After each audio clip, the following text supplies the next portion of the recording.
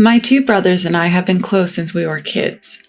There's my eldest brother who we call John, my younger brother whom we call Steve, and me, the only girl in the family, going by Lucy. We're all in our 30s now, and I'm confident that our bond is stronger than most siblings out there. Part of why we were so close is that our parents both worked, and we always had to work together to get by. None of us were exactly good children. We each had our own missteps. Our mother often had to come to school for each one of us, and we got scolded at times. John was by far the worst among us. He was infamous in our hometown for being a troublemaker, and didn't bother with things like studying. He was always just goofing off and getting into trouble. Steve and I were different. Maybe it was because we had a cautionary tale right in front of us, but we both managed to avoid causing too much worry for our parents. We didn't attend any after-school tutoring and didn't put in much effort, yet we were always in the top 10 of our class. We probably just knew how to play the system. Lucy and Steve are doing great in school. Can't wait to see what the future holds. Maybe you'll take care of me someday. Just because you're good at studying doesn't mean you're guaranteed a successful future. I'll be the most successful one among our classmates. You just leave it to me. Usually the ones who say that are the first ones to get married and settle down. I'm betting on Steve. Even if I become successful, I'm not going to take care of you. We'd always get in these fun discussions. John was sloppy but had a kind heart and strong core. Steve was careful and responsible in everything he did. And then there was me, always pushing forward without thinking too much about the future. We made a great trio. John enrolled in a public high school, but quit about half a year in and has been wandering around ever since. He never really had a stable job. He'd help out at his senior's auto repair shop or bars from time to time, just coasting along. Watching my brother like this, I felt a deep resolve to succeed, because I was the reason why John ended up in evening school. On the day I got into a traffic accident, my injuries were serious. John worried about me and rushed me to the hospital. Worrying and caring for me so much, he ended up quitting high school. Deep down, I feel guilty about that. So I can't help but think if I become successful, I can help get John's life back on track. Around that time, I was always thinking about the future, about the path to success and its shortcuts. What could I do that would interest John? It had to be something that he could easily get into. When I started high school, I wanted to save money, so I began working a part-time job.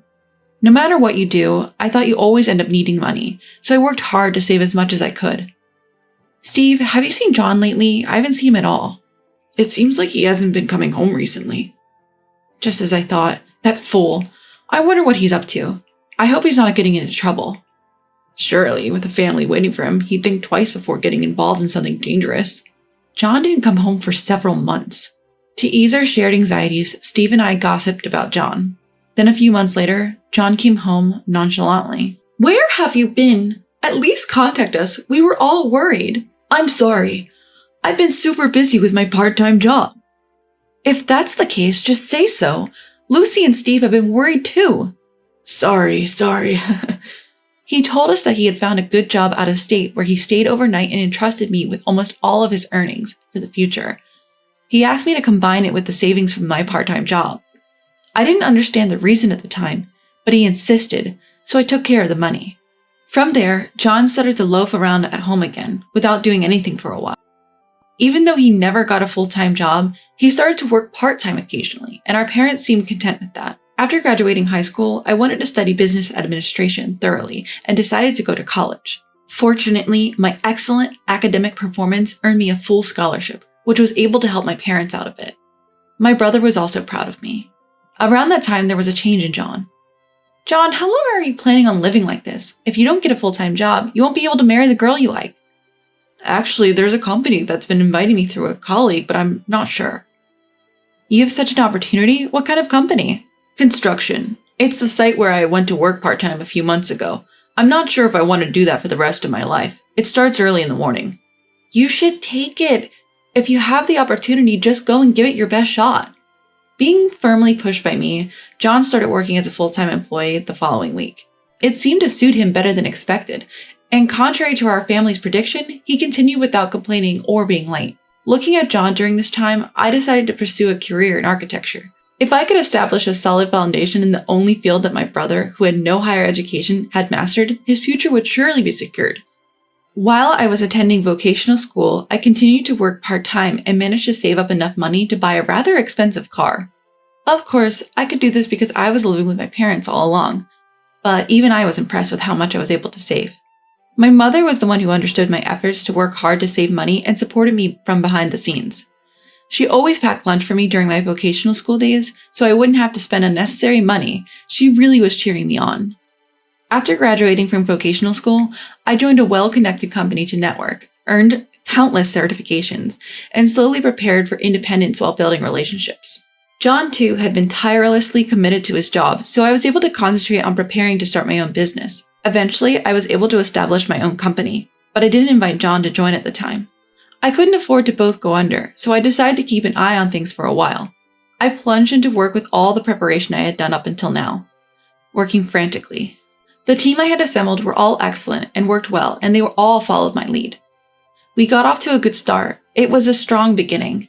But around that time, John had moved out of our parents' house and started living alone, and I didn't see him that often. I myself was busy, and I couldn't keep in touch often, but a year after starting my business, I officially offered him a position. John, my company is finally stabilized. I have something else I want to do next. I want to expand the business more. So I want you to lend me your power. Can you help me? There's nothing I can do. I want you to become the president of the current company and take command. What? That's impossible for me. You need to look at who you're talking to. I'm seriously talking to you with full consideration. Besides the money you entrusted to me a while ago, I used part of it as capital when I started the company. I persuaded John and assigned him a secretary who seemed to get along with him to learn all the necessary things. In this company, I became the chairman and took on the role of supporting John.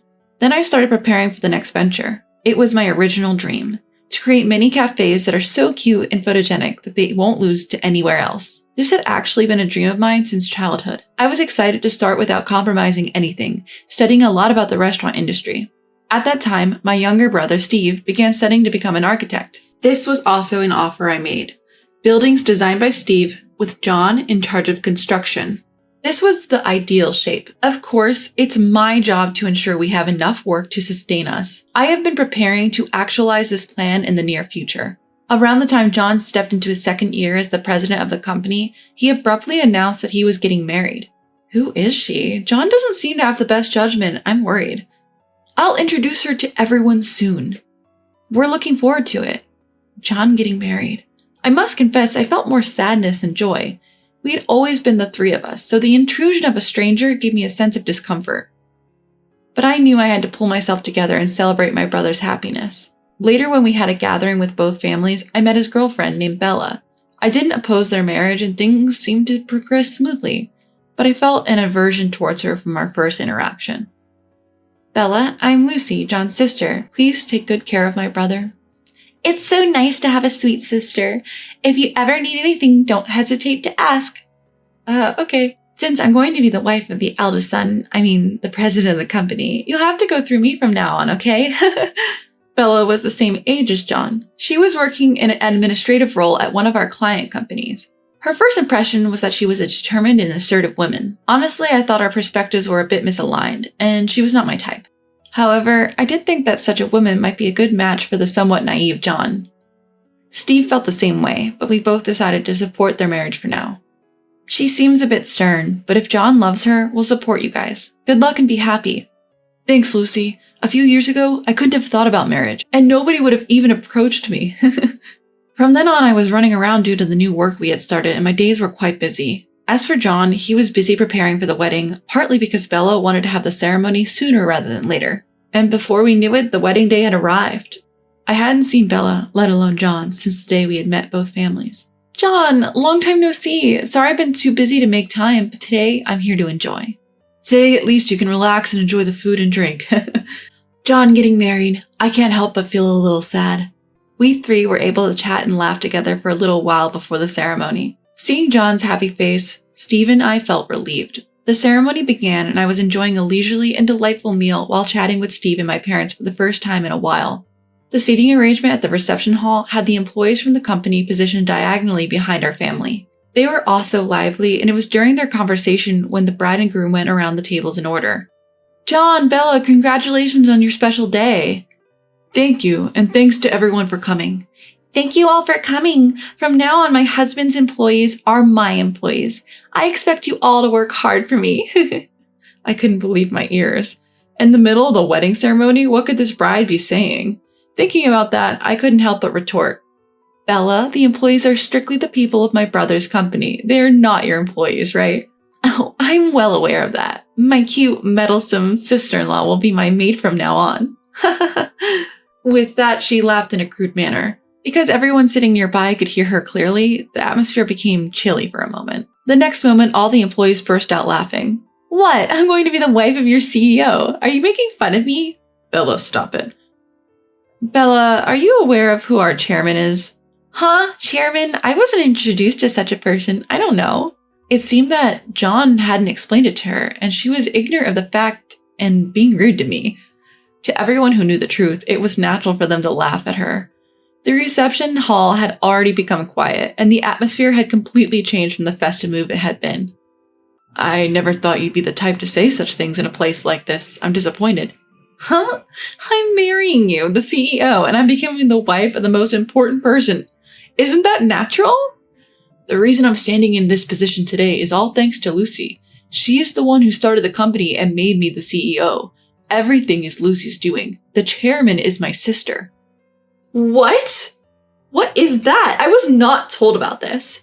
She realized that she was the only one who didn't know the truth and was completely furious. No matter what she was thinking inside, she should have gone through this reception with a smile. I'm sorry, but knowing your true feelings, I've changed my mind. Please consider this marriage as if it never happened. John, that's a bit too much. I just lack judgment. My apologies, everyone. John bowed deeply to the people in the hall. The wedding ceremony ended abruptly and people dispersed. I later heard that she had lived in poverty since she was a child.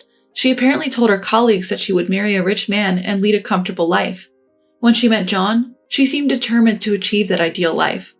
After the ruined ceremony, Bella bowed her head many times, pleading with John to reconsider, but John firmly stated he would never marry her and sent her away. While they were dating, Bella always appeared to respect and act quietly around John. But seeing her intimidating attitude towards others surprised him. He told me that he couldn't trust women and planned to focus on his job for the time being. His dedication to work increased and he started to do better and better. And my dream of expanding the number of our shops steadily came true.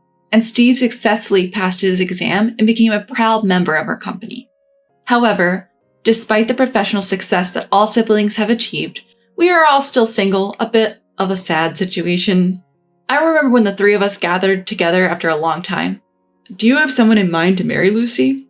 I enjoy my work and I can't think about marriage or having children yet. Me too. If we're happy now, that's all that matters. I don't want to get married either. So how about we build a house? John can come back and we can all live together. Caught up in work, Steve's suggestion surprised me for a moment. Over the years, we've been so focused on ourselves, it's time we repaid our parents and started looking after them. While the company is on track and has taken shape, we still need to work hard before we can declare it a success. Building a home as a base and starting from there together isn't a bad idea. I could easily agree with Steve's idea. Steve, that's great. What a great idea. Right? Steve, you handle the design. Lucy, you find the land. And I'll build a magnificent house. This was exactly the situation I had dreamed of, to achieve something with the three of us. We've been doing it since we were kids, but I always hoped we could continue this way into adulthood. My brothers and I. At that moment, I felt like there was nothing to fear in life ahead. Even if I don't get married or find a partner, I have strong allies. I'm sure I can continue to enjoy what I want to do with them.